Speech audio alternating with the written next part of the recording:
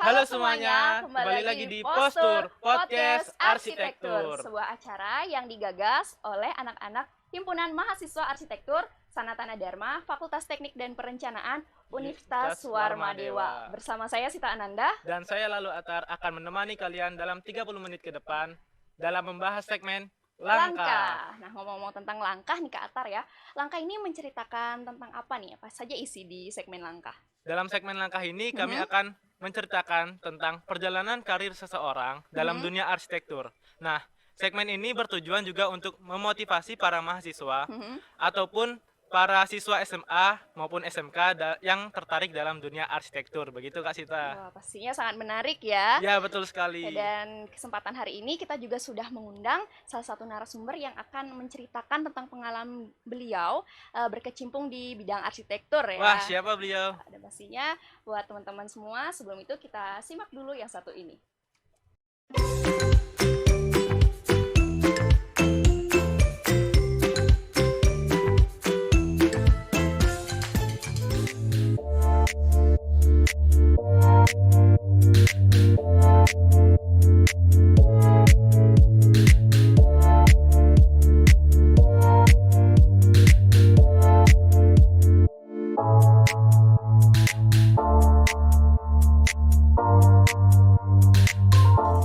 Semua di sini kami juga sudah kedatangan salah satu narasumber yang sebelumnya sudah kita sampaikan ya Kak Atar. Ya, betul sekali. Kami sudah kedatangan Bapak Nyoman Gede Mahaputra. Terima kasih Bapak, boleh panggil Pak Mangdi saja ya.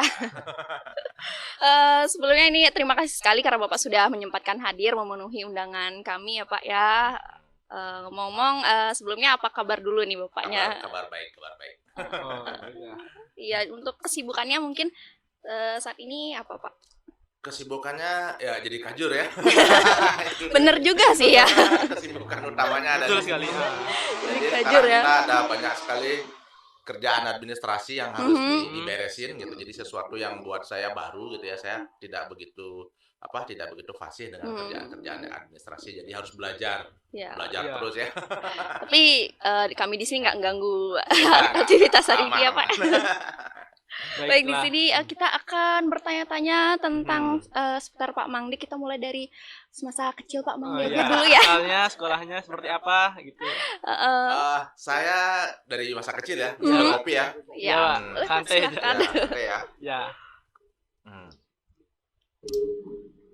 Kalau kalian ngopi, pertama harus pesan espresso. Oke. Kalau espressonya enak, yang lain pasti enak. Ayolah. Karena bahan dasarnya espresso. Siap. Semua kopi yang lain espresso ya. Oke, jadi itu salah satu tips ya teman-teman. Tips dari dosen. Itu ilmu. Ya. Oke, masa kecil ya. Cerita soal masa kecil, saya lahir di desa Peliatan di Ubud gitu ya, di Kecamatan Ubud. Jadi saya menghabiskan masa kecil sampai SMP di Ubud. SD-nya di Peliatan, SMP-nya di Ubud. Jadi sehari-hari saya biasa melihat pariwisata gitu ya. Jadi setiap hari dari SD sudah terbiasa melihat tetangga bekerja di bidang pariwisata, membuat patung, melukis dan seterusnya. Dan malah di SMP juga salah satu mata pelajaran wajibnya adalah melukis dan membuat patung. Ada 3 sama menari kalau di satu ya. Jadi ada 3. Iya. Dan di SMP sekolah kami punya museum karya anak-anak, karya patungnya, karya lukisan. Jadi turis-turis biasa datang masuk melihat karya anak-anak. Jadi karya-karyanya itu dipajang, jadikan pameran gitu Pak. Persis. Jadi kami terbiasa berinteraksi dengan bule gitu ya dalam bahasa ininya ya, dalam bahasa slangnya. Kami terbiasa berdiskusi dengan orang asing. Kadang-kadang mereka juga diizinkan masuk kelas gitu ya.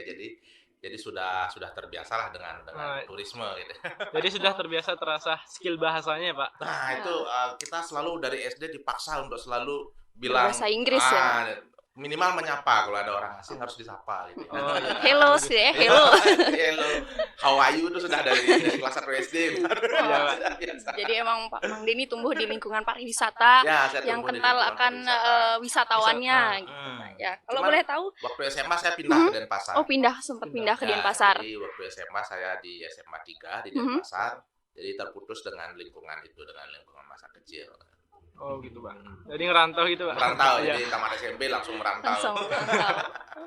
Nah, kalau ngomong-ngomong nih, kenapa bisa terjun ke dunia arsitektur nih Pak? Apa karena hubungannya dulu di tempat tinggal waktu kecil itu karena di bidang kesenian gitu Pak ya? Atau memang ada timbul dari diri sendiri? Atau mungkin dorongan orang tua gitu Pak?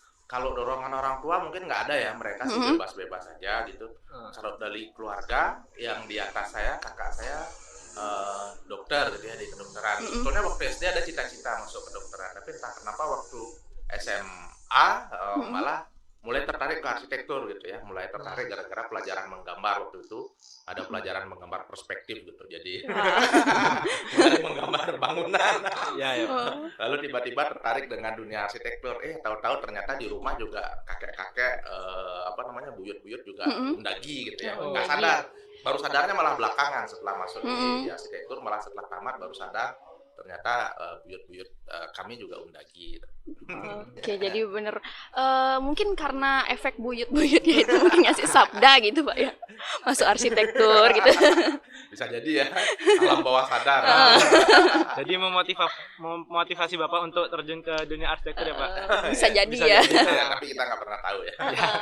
Dan ini menurut info bapaknya ini kan ya bapaknya ini lulusan Universitas Udayana Pak ya. Ya. Itu dari tahun 2001 sampai 1996, mungkin bisa diceritakan nih. Dengar-dengar juga bapaknya beasiswa. Waduh. Itu sangat menarik bagi mahasiswa. Ya, jadi saya dari S1 nggak pernah bayar biaya sekolah. Waduh. Terus Apalagi teknik ya.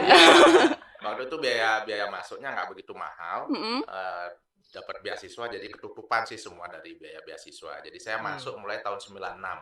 Kebalik tadi ya. Oh, kebalik itu. Maksudnya Oh ya. 96. Iya ya, Jadi kebalik. dulu beban SKS di arsitektur banyak sekali. Jadi tamat 5 tahun, saya termasuk tamat yang lancar ya.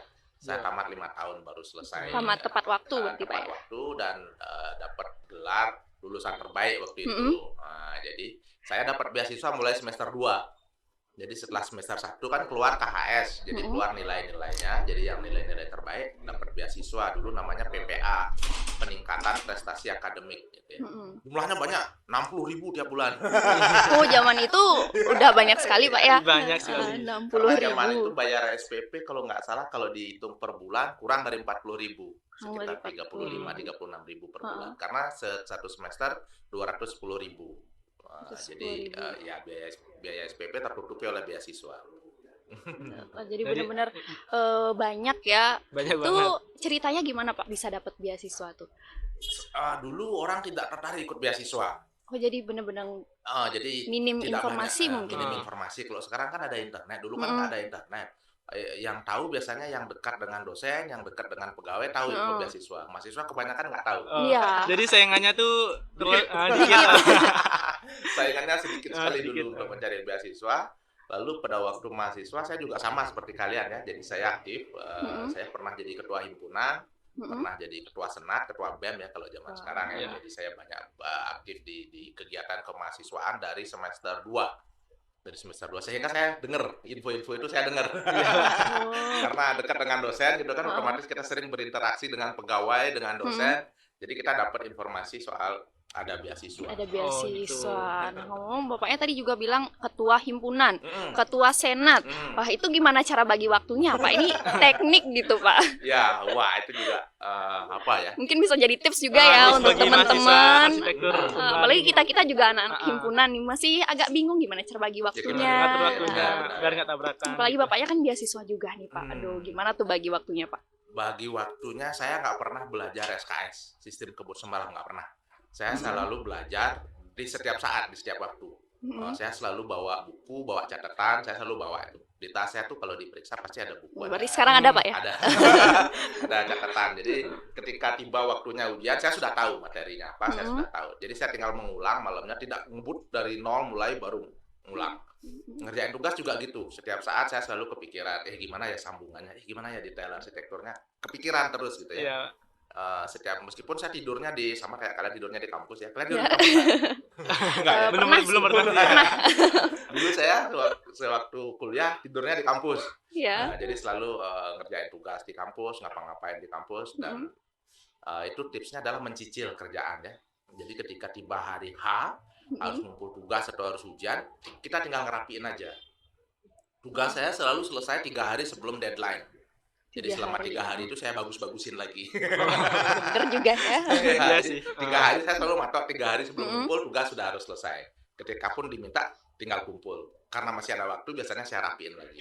Jadi saya punya waktu 3 hari buat bikin nilai plusnya. Oh gitu. Kalau bahasanya N plus 1, N-nya sudah selesai duluan. Jadi kemarin tinggal plus satunya nyari nilai A-nya di bagian 3 hari terakhir saya ngejar A. Wah, ini harus A nih. Saya akan kejar di situ. Tapi biasanya anak-anak zaman sekarang ya Pak, pasti enaknya SKS gitu Pak. Ya, Sistem SKS kebut semalam. Berarti Bapak nggak seperti anak mahasiswa arsitektur sekarang Pak, yang pakai metode SKS gitu. Mungkin ada tipsnya gitu gimana Dulu biar semangat ngerjain. Iya, biasanya kan semangat tuh udah mepet-mepet baru semangat. Saya bergaul dengan banyak sekali orang, tidak hanya dengan teman-teman di arsitektur. Saya bergaul dengan teman-teman di seni rupa, bergaul dengan teman-teman di fakultas ekonomi. Jadi jalan juga sama mereka gitu ya kan, karena kita kos kan pasti bergaul sama mereka. Dan saya kemana-mana bawa meteran. Dulu nggak ada ini ya, nggak ada apa namanya referensi yang dalam bentuk internet itu ya. Digital itu. Saya selalu kalau misalnya duduk kok enak ya saya ambil kret, tarik meteran. Ternyata tinggi kursi segini. Lebarnya berapa ya, enak banget nih. Keren, saya selalu ingat itu. Jadi kalau nongkrong bukan minumannya tapi mejanya gitu atau kursinya. Menarik Pak. Oh ya, waktu S2 ada pengalaman menarik. Jadi saya punya grup jalan-jalan. Jadi sebenarnya saya nggak sekolah, saya jalan-jalan loh. Jadi kita ada 3 orang anak arsitek. Grup kita itu ada anak ekonomi, ada anak apa ya lagi ya. Pokoknya macam-macam. Dan mereka selalu menyerahkan ke kita soal rute mau jalan-jalan kemana gitu. Dan kita selalu lihat karya arsitektur. Mereka sampai bosan. Kalian ini kok ngomongin bangunan? Bener. Emang beda sih ya, anak arsitektur sama anak lain. Iya, anak arsitektur mana bagus nih. lihat mejanya dilihatin, atau atapnya, interiornya lah. Bener. Dan tadi juga bapaknya menyinggung tentang S2 ya Pak ya. Ini bapaknya S2 di Rotterdam. Bener Pak ya? Ya benar. Dan ini juga beasiswa lagi Pak. Aduh, gimana ceritanya Pak? Jadi ceritanya setelah tamat, saya jadi waktu itu ya seperti saya cerita, saya dapat IPK tertinggi. Kemudian seperti biasa anak-anak yang IPK-nya tinggi pasti diambil sama dosennya. Jadi dosennya dulu pasti punya konsultan. Dan saya sempat bekerja di konsultan salah satu dosen selama kurang lebih 4 tahun. 4 tahun. Saya merasa bosan gitu ya.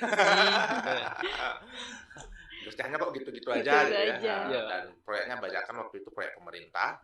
Jadi saya bosan.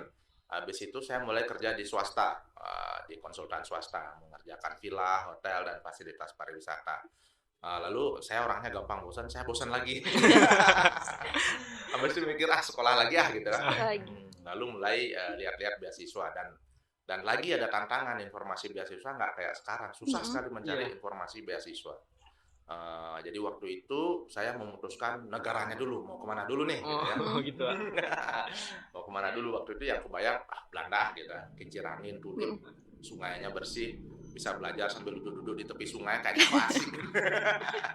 Nah, mulai saya pasang foto-foto Belanda, kincir angin di kamar kos gitu ya. Sebagai motivasi Pak ya. Sebagai motivasi saya pasang semuanya. Lalu mulai apply beasiswa tahun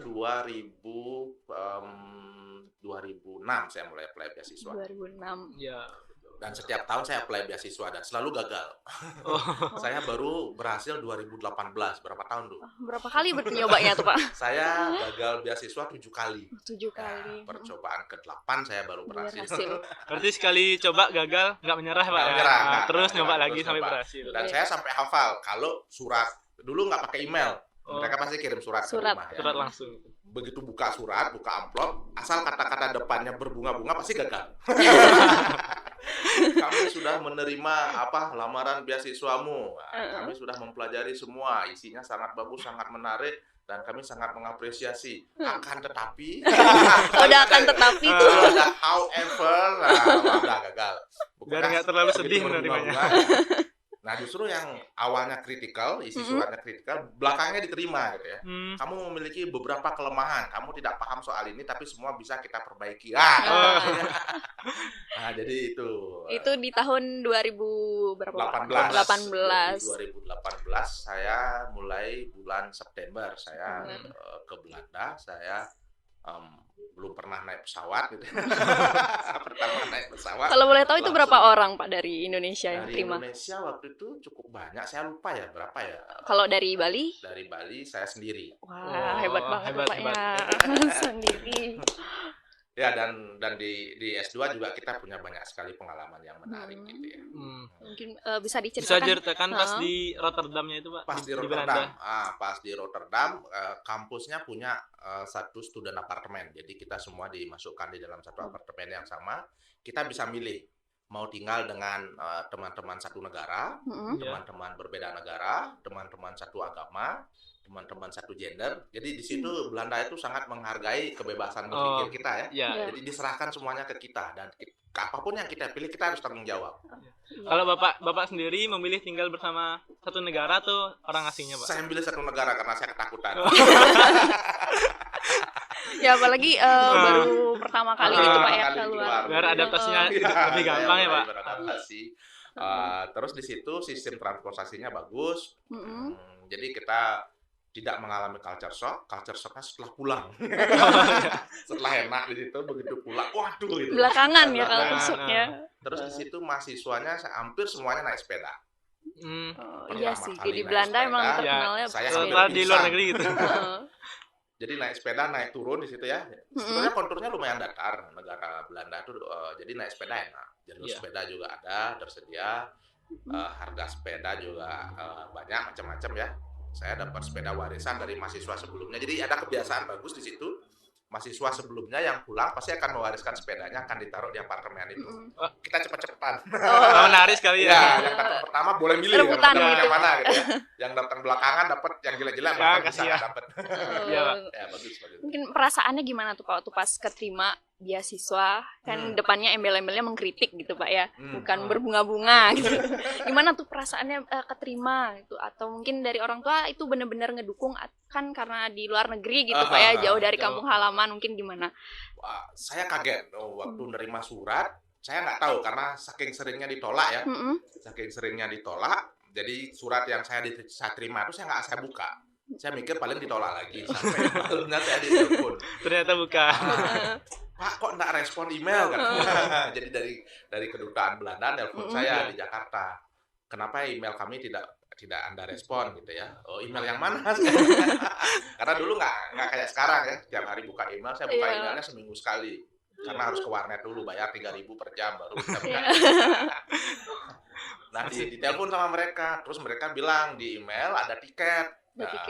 Harus ke Jakarta ngurus visa. Saya kaget, visa apa nih? Visa apa? Waduh, lalu dikasih tahu bahwa saya diterima di situ ya, di beasiswa. Jadi saya lonjak-lonjak sendirian di kosan. Jadi lonjak-lonjak, besoknya langsung berangkat ke Jakarta, langsung ngurus itu. Langsung ya besoknya. Jadi kedutaan Belanda itu bagus sekali.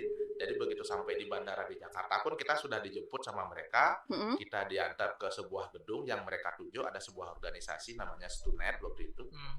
Lalu kita semua yang dapat beasiswa dari Indonesia dikumpulkan di situ. Kita diantarin bareng-bareng ke kedutaan untuk mengurus visa belajar ya. Iya, jadi benar-benar diperhatikan gitu Pak ya. Diperhatikan. Dan untuk di Belandanya sendiri itu sama seperti waktu di Indonesia Pak. Jadi ada yang nunggu gitu mungkin di bandara atau gimana? Ada ya. Oh, ada yang nunggu jadi gitu. Jadi sebelum kita berangkat 2 minggu sebelumnya kita sudah mulai email-emailan sama mereka. Jadi mereka minta kopi tiket, jam berapa kita sampai, dengan pesawat apa gitu ya.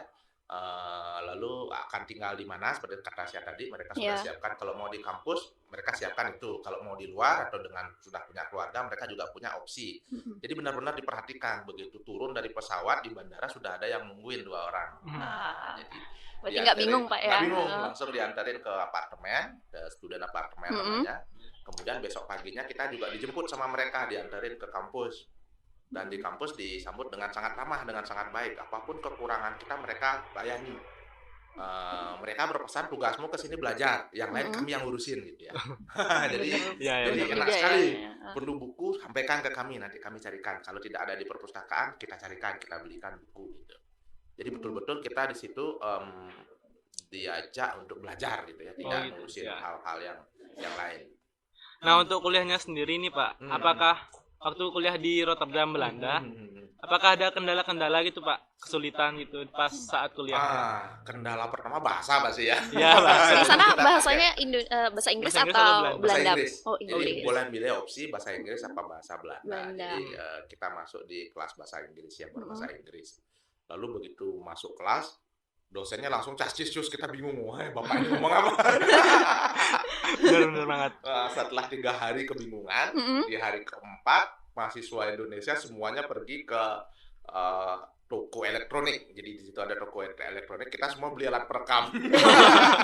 Jadi semuanya naruh alat perekam di depan meja, semua perkuliahan kita rekam, jadi pulangnya sambil masak kita dengerin lagi. Sambil bisa dipahamin lagi ya pas di sambil asrama. masak, Iya. sambil makan. Dan sekarang juga masih diterapkan itu Pak.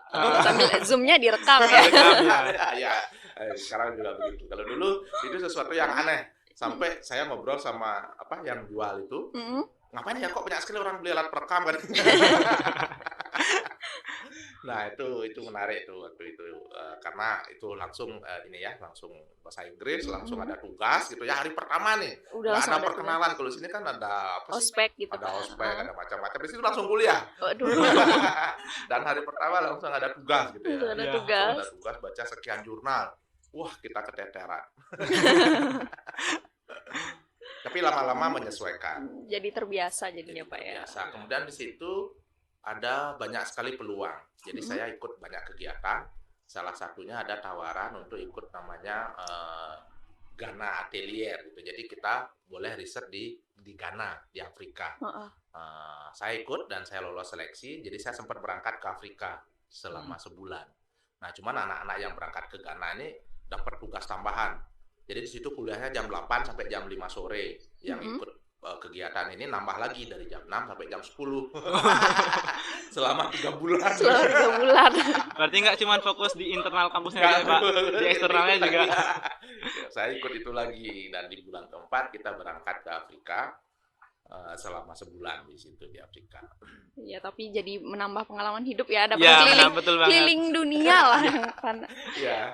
Dan menurut Bapak sendiri kan waktu itu S1 sempat di Indonesia, kemudian S2-nya itu di luar negeri. Itu ada perbedaan nggak yang Bapak rasain mungkin dari segi pendidikannya gitu?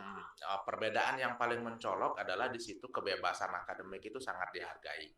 Kebebasan kita berpikir sangat dihargai oleh dosen.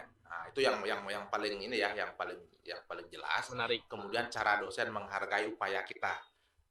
Saya merasakan pada waktu saya S1 sekeras apapun usaha saya rasanya nggak cukup. Selalu dihajar sama dosen. Di situ mereka sangat menghargai, sekecil apapun upaya kita dihargai oleh mereka. Misalnya pada saat bimbingan gitu ya, kita tidak membuat progres yang bagus gitu. Progres kita sedikit gitu. Takut kan bimbingan ya? Di Indonesia kan takut ya.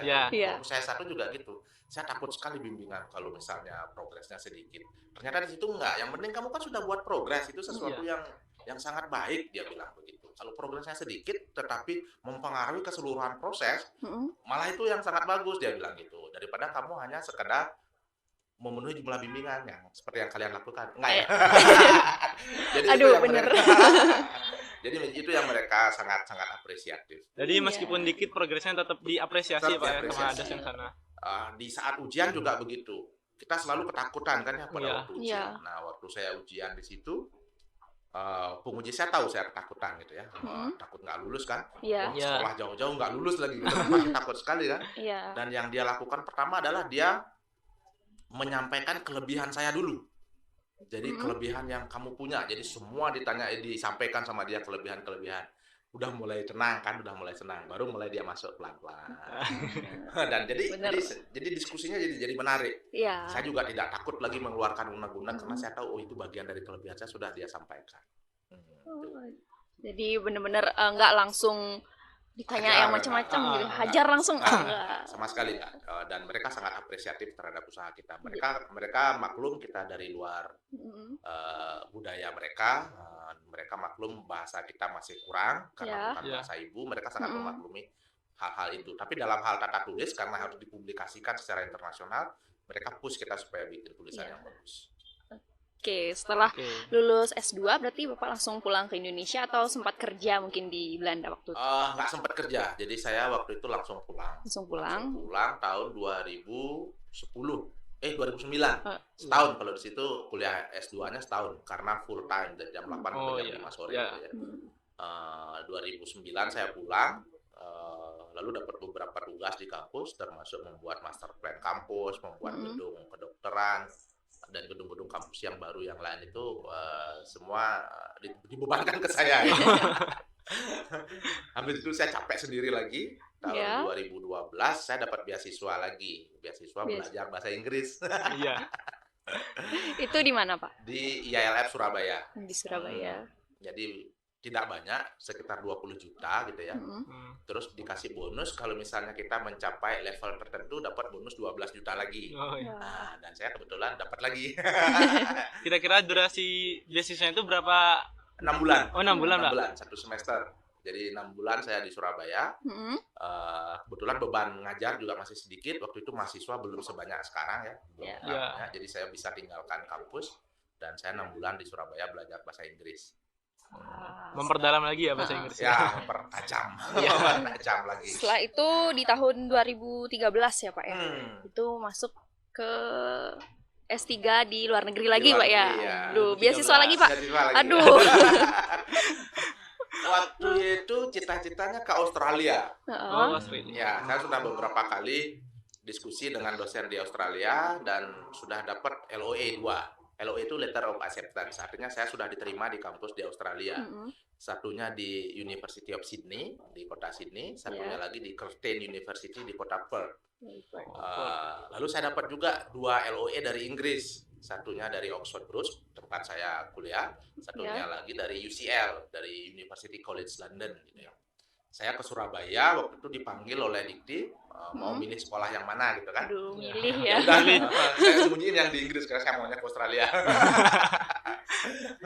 Sembunyiin yang LOA dari Inggris, saya bilang, nih saya sudah dapat LOA, sudah diterima 2 di Australia. Dia bilang, wah kamu nih tamatan Belanda, lalu sekarang ke Australia, pasti sering pulang. Apalagi dekat dengan Bali gitu ya. Langsung dicoret, yang Perth langsung dicoret, karena Perth paling dekat dengan Bali, 4 jam dari Bali sudah sampai, langsung dicoret. Lalu yang sini, kamu saya kasih waktu 2 minggu cari LOA dari Amerika atau dari Inggris. Kalau nggak dapat, yang sini yang saya terima. Padahal udah dapat ya. Dari Inggris. Padahal udah dapat gitu. Udah dapat. Ya udah saya sodorin sebenarnya saya bilang. Ada 2 lagi. Nggak jadi disembunyiin Pak ya. Nggak jadi terpaksa keluar lagi. Terus dia milih, wah kalau kamu tinggal di London mahal banget biaya hidupnya gitu. Ya udah kamu pilih yang di Oxford gitu katanya. Padahal Oxford ternyata sama mahal. Omong-omong nih Pak, apa motivasi Bapak memilih di Australia daripada di Oxfordnya Pak? Karena deket sih, memang karena deket aja. Karena waktu itu kan saya sudah berkeluarga, anak saya masih kecil-kecil, istri saya waktu itu sedang hamil besar anak yang kedua gitu ya. Jadi pilihan logis adalah yang dekat. Yang dekat ya biar langsung bisa gampang bisa pulang. Betul. Tapi dari pihak Diktinya emang tidak merestui. Kadang udah tahu bahwa anak bakalan sering pulang. Iya. Dan ternyata anak saya lahir 3 hari sebelum saya berangkat. Saya berangkat tanggal 16 September, anak saya lahir tanggal 13. Jadi dia baru umur 3 hari udah saya tinggal. Dan ada perbedaan nggak Pak selama di Belanda sama di Inggris? Inggris. Ya, perbedaan yang paling jelas di Belanda itu mereka sangat praktikal. Praktikal itu maksudnya artinya ketika kita kuliah kita lebih banyak membahas kasus. Cukup jarang kita membahas teori. Jadi teorinya berjalan beriringan dengan kasus, tapi kasus selalu lebih di depan. Kita selalu diminta untuk menganalisis kondisi di negara kita dan membandingkan dengan negara lain, entah itu di Afrika, entah itu dengan di tempat lain yang setara, tidak dengan yang Eropa yang langsung tinggi gitu ya, yang langsung sudah punya teori. Jadi kita berangkat dari situ, berangkat dari permasalahan yang kita hadapi, dari situ baru kita berdiskusi di kelas-kelasnya kan sangat internasional. Jadi kita bisa saling bertukar perspektif yang berbeda-beda. Itu di Belanda dan kita harus menghasilkan pemecahan terhadap permasalahan itu bersama-sama. Hasilnya mungkin naif, mungkin fresh gitu ya. Mungkin bahasa Balinya matah sekali. Iya.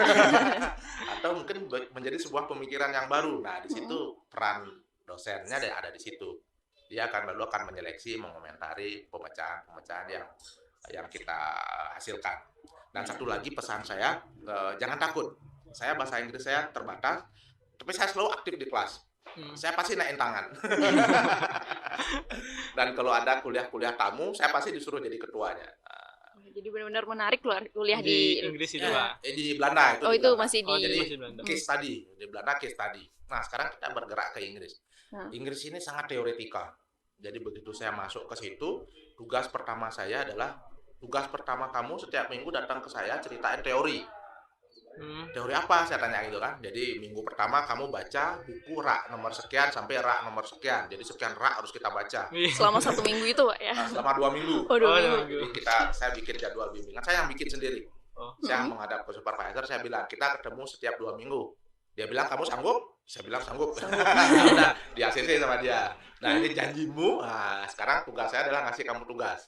Jadi setiap 2 minggu saya dikasih tugas membaca 1 rak buku. 1 rak. Dan harus cerita ke dia. Apa saja isinya. Apa saja isinya, lalu perdebatan teoritisnya ada di mana. Terus kita berdiskusi selama 3 bulan. Sampai saya capek, saya bilang saya udah capek. Dia bilang oke, sekarang santai dulu. Nah, habis itu baru kita lanjut lagi. Jadi di Inggris itu sangat dalam pandangan saya, mungkin orang lain punya pandangan yang berbeda, tapi berdasarkan yang saya alami sangat teoretikal. Teoretikal. Berarti kalau di Belanda teori, itu gitu ya. lebih ke problem solving ya, Pak? Yang mana? Yang Di Belanda yang Belanda, lebih problem solving. Ya, Kalau di Inggris membangun teori. Teori. Teoretikal. Ya, di Inggris teoretikal. Ya. Nah, ngomong-ngomong nih, Pak, untuk pas di Inggrisnya, Bapak tinggal seperti di Belanda di asrama disuruh milih-milih gitu apa? Ya. Bebas, Pak. Waktu di Belanda bukan tahun pertama sih, 9 bulan pertama kita boleh tinggal di asrama kampus. Iya. Harganya sangat mahal. Karena dianggap kita perlu waktu adaptasi. Jadi saya memilih tinggal di situ. Jadi di dalam 1 lantai, jadi di situ ada banyak lantai ya. Dalam 1 lantai saya tinggal dengan 1 orang Jerman, 1 orang Amerika, 2 orang asli Inggris dan saya. Jadi ada 5 orang di dalam 1 lantai itu. Dan kita selalu ketemu di dapur saat makan malam. Dan kalau kita masak, mereka selalu kagum, wih enak sekali nih rumahnya, masak apa sih? Bener sih. Kalau di Londonnya sendiri itu tinggalnya gimana, Pak? Di Oxford saya, nggak di London. Oh, itu di Oxford Di maksudnya. Oxford. Ya, itu dia saya tinggal di situ, kemudian kita dapat kartu bis gratis, jadi kita bisa naik bis selama 9 bulan itu. Terus gratis sudah masuk di biaya, biaya apartemen itu, tapi saya tetap beli sepeda. Kalau di Oxfordnya sendiri itu kena culture shock nggak, Pak? Di Oxford nggak begitu kena culture shock, malah lebih karena sudah pernah di Belanda ya, saya langsung tune in, langsung enjoy, langsung bisa menikmati. Cuman mungkin, ya itu karena iklim akademiknya beda, tetap perlu penyesuaian. Ya, adaptasi lagi, Pak. Ya, mungkin momen yang nggak terlupakan waktu kuliah, Pak. Momen-momen manis mungkin apa? Atau momen pahit mungkin. Mungkin bisa. Waktu di Belanda saya pernah naik sepeda pertama ya. Kira-kira minggu kedua saya coba naik sepeda, meskipun awalnya saya naik tram namanya ya. Tram itu kayak bis tapi ada relnya. Kereta api juga. Biasanya saya naik tram. Terus saya coba naik sepeda. Di tengah jalan saya pingsan.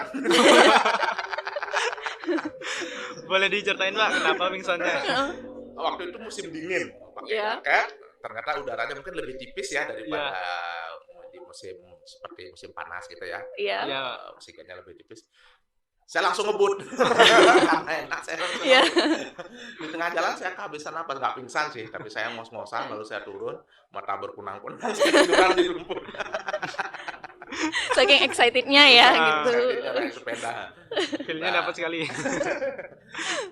Naik sepeda itu lebih asik karena kita bisa kemana-mana, bisa mampir. Kalau naik tram kan jalurnya udah ditentukan. Meskipun dia punya banyak stop, tapi kan kita nggak bisa ke kampung-kampung, nggak bisa milih jalur sendiri. Kalau naik sepeda kita bisa lewatin kampung, lewatin danau, lewatin sungai, terserah kita gitu kan. Apalagi pas pulang. Kendaraan bermotor itu juga masih jarang di sana, Pak ya? Banyak, cuman mereka mungkin karena pajaknya tinggi ya. Pajaknya tinggi, terus rugi juga karena parkirnya nggak bisa sembarangan. Wah, dan mahal parkirnya. makanya masyarakat lebih memilih untuk bersepeda. Sepeda sama naik tram. Itu pengalamannya Pak. Pengalamannya. Hampir pingsan berarti gara-gara excited naik sepeda Iya. itu Pak ya. Dan menurut Bapak sendiri nilai atau grade itu seberapa penting sih di dunia perkuliahan Pak? Khususnya kuliah arsitektur gitu. Di arsitekturnya. Grade, nilai ya. Iya. Ya, nilai. Saya nggak pernah punya nilai bagus. Waktu S2 tesis saya cuma dapat nilai B, banyak yang dapat nilai A. Buat saya pengalaman itu lebih bagus dan bagaimana kita membangun pemahaman kita soal bagaimana kita melihat dunia gitu ya. Oh ya, Iya. experience ya, Pak, Ya, pengalaman. memahami orang lain, Iya. memahami kenapa sih orang itu beda pandangan dengan saya gitu. Jadi Iya. waktu di Belanda itu diasah betul. Tidak boleh punya pandangan yang sama satu kelas. Kalian harus beda gitu ya. Seringkali kita dilatih bersimulasi melihat sebuah persoalan lalu kita dikasih role. Kamu jadi wali kota, kamu jadi investor, pokoknya kamu jadi masyarakat miskin, kamu jadi masyarakat kaya gitu ya. Jadi kita diminta pertahankan pendapatmu sebagai orang kaya bahwa kamu ingin hidup terpisah dengan masyarakat miskin, kamu ingin Iya. semua fasilitas kota melayani kamu gitu ya. Yang wali kota kamu harus mikirin semua gitu ya. Iya. Sementara yang role-nya sebagai investor, kamu harus mikirin bagaimana mendapat keuntungan secepat-cepatnya, sebesar-besarnya. Nggak boleh nego. Pokoknya harus dengan keras itu. Jadi kita berdebat.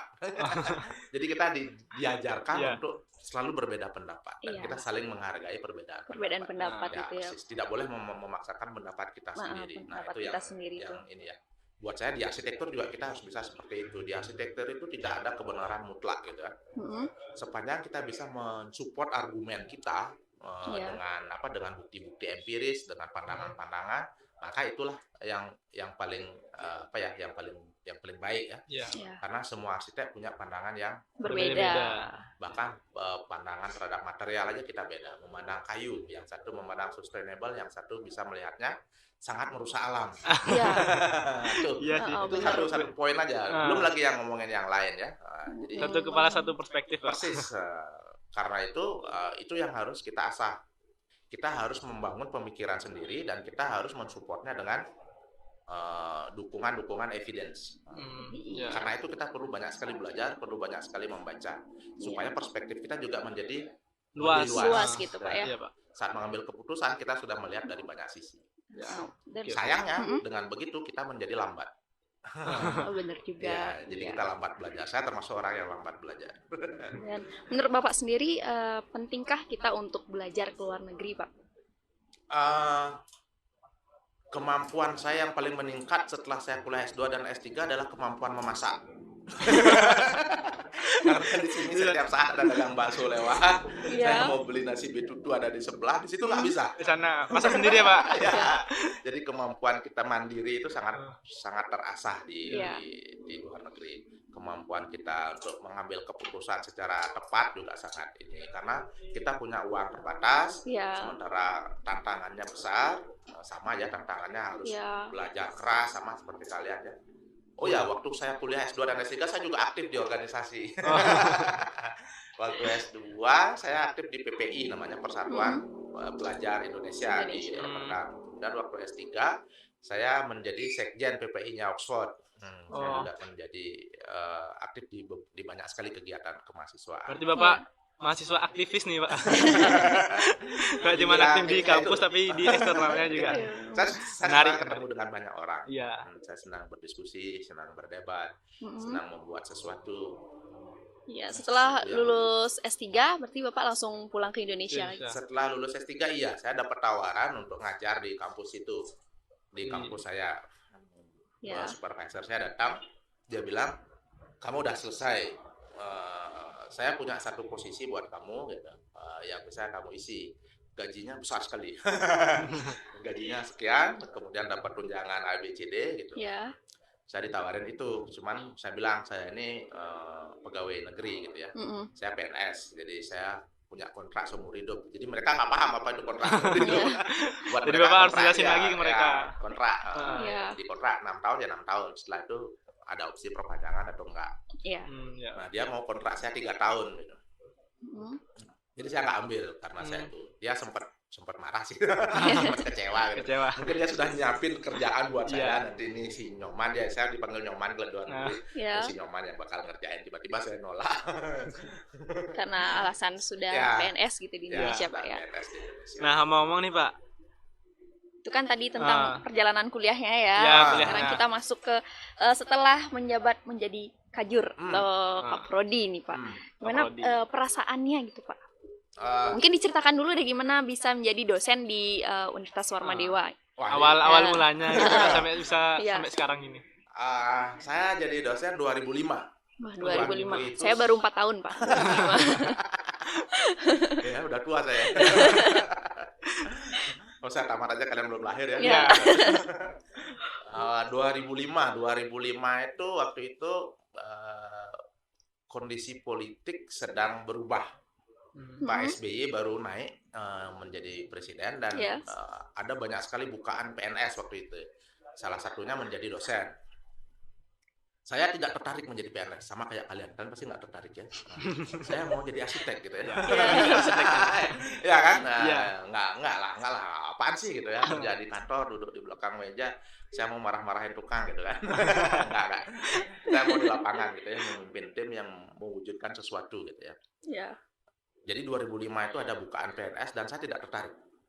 Teman-teman saya satu kantor daftar semua, ada yang di Pemda, ada yang di macam-macam. Terus tiba-tiba ada bukaan dosen. Saya setengah tertarik. Baru setengah ya Pak. Baru setengah, Pak ya. Tertarik. Di Udayana dan di Kopertis. Nah, Hmm. yang Kopertis kita nggak tahu kita akan ditempatkan di mana. Yang di Udayana saya langsung tertutup pintu karena sudah harus S2 gitu ya. Iya. Ya udah ada bayangan di Kopertis gitu. Cuman saya nggak ngoyo ya, nggak daftar ngoyo sekali. Lalu ada kawan yang daftarin saya. Berarti ada teman Itu ada teman, dia daftarin saya. Udahlah, daftar yuk. Yuk daftar ya. Udah daftar, dia yang nulisin formulir segala macam. ya. Udah nih persyaratan udah lengkap, tinggal cari kartu kuning. Kartu kuning itu kartu pencari kerja. Udah saya tinggal cari itu. Saya lupa harus ada tes gitu ya. Di hari H tes, saya masih tiduran di kos. Dan di telepon, "Wih, ada tes. Tes apaan?" Tes PNS. Waduh. Saya datang terlambat, nggak bawa alat, nggak Ya. bawa pensil, nggak bawa alas, nggak bawa macam-macam. Saya ngerjain dengan cepat, nggak Ya. sampai setengah, misalnya waktunya sejam, saya paling setengah jam, saya udah selesai. Selama 2 hari. Lalu dipanggillah wawancara. Tes wawancara ditanyain, siap nggak ditempatkan di wilayah timur Indonesia? Dia bilang gitu kan. Ya. Langsung hilang ya. Nah, kalau begitu langsung turun. Saya bilang enggak. Kalau saya nggak ditempatkan di timur, saya nggak akan ambil. Saya bilang. Pas pengumuman ternyata saya lolos dan ditempatkan di Warmadewa. Di Warmadewa. Di Warmadewa. Dan sampai akhirnya sekarang bisa menjadi kaprodi, Pak ya. Nah, Ya, dan dosen sampai di sekarang. Warmadewa juga. Ya, Ya, sekarang jadi mungkin kaprodi. perasaannya gimana tuh, Pak, pas jadi ditunjuk jadi kaprodi? Jadi kaprodi sebetulnya saya tidak enjoy dengan kegiatan yang administratif. Tapi kan Ya. mau tidak mau harus kita ambil. Iya. Iya, Pak. Waktu itu saya ditawari beberapa posisi, Pak Rektor nawarin saya posisi, Pak Ketua Yayasan nawarin posisi, Pak Dekan nawarin posisi gitu ya. Mau nggak di sini, mau nggak di sini gitu ya. Tapi secara informal. Iya. Oh, ini. Saya bilang enggak lah, saya masih enjoy dengan urusan ini, urusan di riset ya, di Iya. Dewa Research Center, saya bilang gitu. Tapi ya udah nggak bisa nolak. Anginnya begitu besar mengarah ke kita gitu ya. Iya. Dan saya orangnya orang yang lambat belajar, jadi saya belajar dengan cukup slow gitu, tidak bisa cepat. Untung ada Pak Gungde, ada Pak Wirya, Iya. Bu Nur yang sangat sigap di bawah gitu ya. Setelah kita mengembangkan sistem, jadi hal pertama yang saya lakukan adalah saya membangun sistem karena ada perubahan paradigma dari offline ke online. Iya. Iya. Jadi saya bangun sistem bersama Pak Gungde, bersama Pak Wirya. Begitu sistemnya mulai jalan, mereka yang jalanin semua, saya serahkan ke mereka. Saya bilang tugas saya adalah mengembangkan prodi ini menjadi lebih besar lagi. Gitu. Jangan sampai kita hanya bekerja di sistem yang sama selama bertahun-tahun dan tidak kemana-mana. Gitu. Iya. Iya. Jadi saya memulai dengan menjalin jaringan keluar.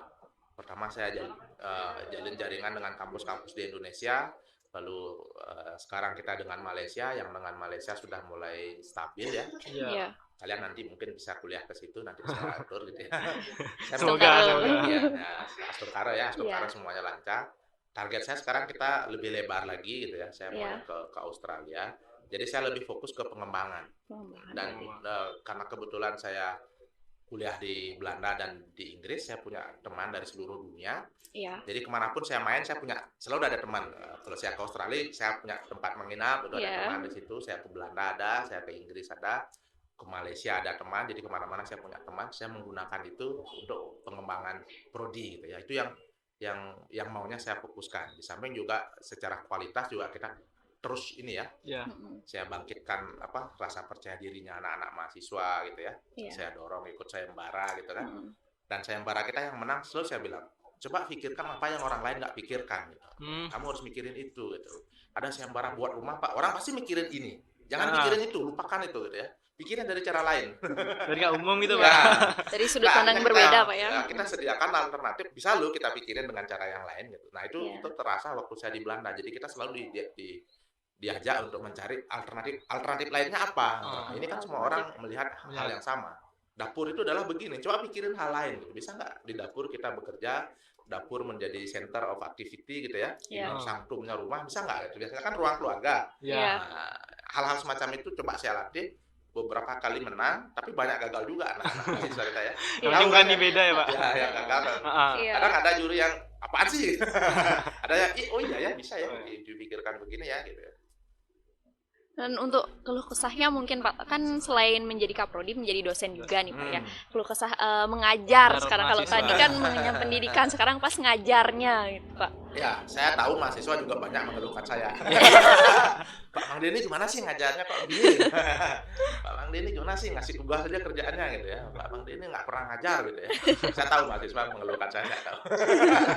Karena saya juga melakukan hal yang sama waktu kuliah ya. Nggak ada dosen yang sempurna di mata kita. Ya.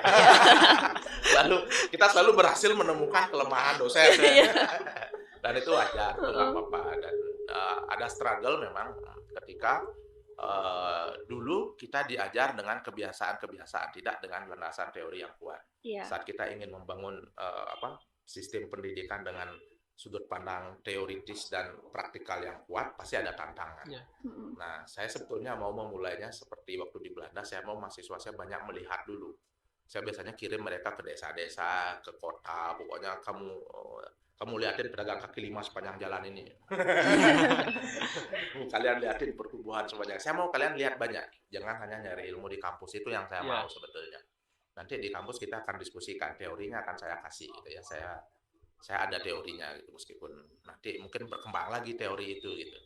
Dan saya suka kalau misalnya tugas itu menjadi sebuah produk yang tidak hanya untuk kita, tapi bisa kita pamerkan di Instagram gitu ya. Bisa kita publish gitu. Ya, kita publish. Kita isi Instagram dengan konten-konten hasil karya kita.